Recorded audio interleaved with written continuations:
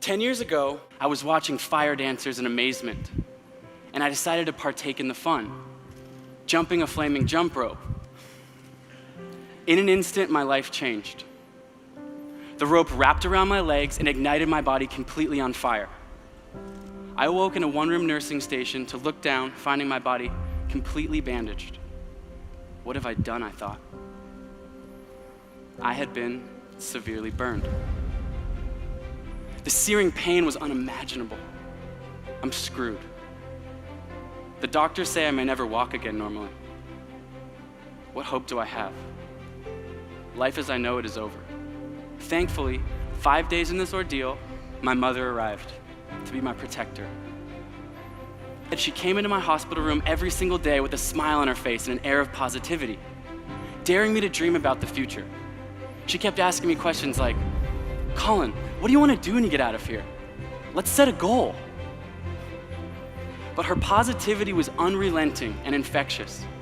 And 3 days after she arrived, she was sitting on my bedside and I announced my goal. "Mom, when I get out of here, I'm gonna one day compete in a triathlon." "All right, Colin, now I know you've got this big triathlon goal, but today your goal is to take your first step." She then grabbed a chair from our kitchen table and placed it one step in front of my wheelchair. "You need to figure out how to get out of your wheelchair and step into that chair." It took me 3 hours that day to work up the courage and strength to take that first step, but I did it. The next day she had moved the chair 5 steps away, and the next day 10. Each day I could take a few more steps, until finally after many weeks I regained my ability to walk, and then one day jog.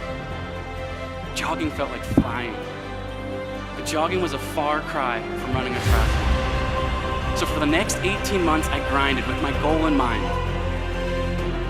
And finally, a year and a half after my accident, it was time for me to take a shot at my dream. I showed up in Chicago to compete in the triathlon. I dove into Lake Michigan to swim the first mile. I got on my bike, rode 25 miles, put my shoes on, and ran 6.2 miles to the finish, crossing the finish line. I had done it. I had achieved my goal. The first thing I thought about were those months in the hospital, imagining what would have happened had my mom not forced me to look towards the future and set a measurable goal. Through this tragedy, I'd learned an invaluable lesson.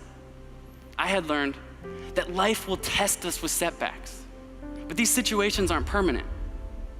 We have full control of our choices to keep moving forwards one step at a time. I had learned that we all have reservoirs of untapped potential and can achieve great things.